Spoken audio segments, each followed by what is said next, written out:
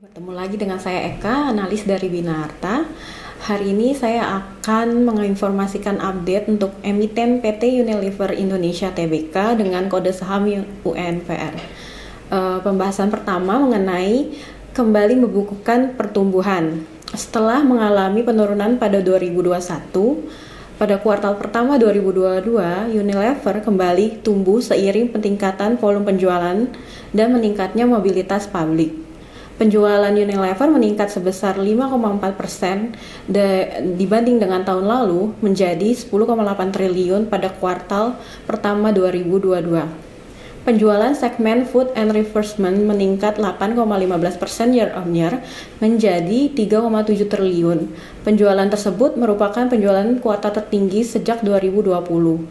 Penjualan Home and Personal Care juga meningkat 4,03% menjadi 7,13 triliun. Dalam hal margin, kenaikan harga di semua produk Unilever membantu mempertahankan stabil margin pada kuartal pertama. Margin laba kotor segmen Home and Personal Care stabil pada 50,5%, sementara margin operasi sedikit meningkat menjadi 32%.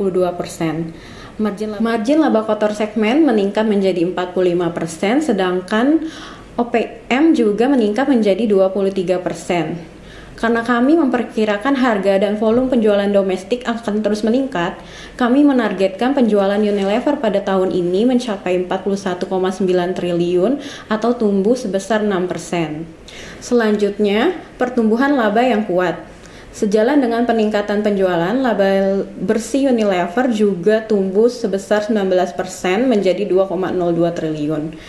Margin laba bersih naik menjadi 18,6% dibanding dengan 16,5% pada kuartal pertama tahun lalu. Laba bersih yang kuat disebabkan oleh OPEX yang lebih rendah seperti biaya promosi yang lebih rendah sebesar 45% dan biaya merek dagang yang lebih rendah sebesar 44%. Hal ini menghasilkan pertumbuhan laba usaha 2 digit sebesar 18,6% menjadi 2,64 triliun, sementara OPM meningkat menjadi 24,4% dari 21,6% pada kuartal pertama tahun lalu. Dari biaya bahan baku yang lebih tinggi, COGS juga meningkat 13,8%, sehingga laba kotor turun 2,2% menjadi 5,27 triliun pada kuartal tahun ini dengan gross profit margin yang lebih rendah sebesar 48,7% dari 52,4% pada kuartal pertama tahun lalu.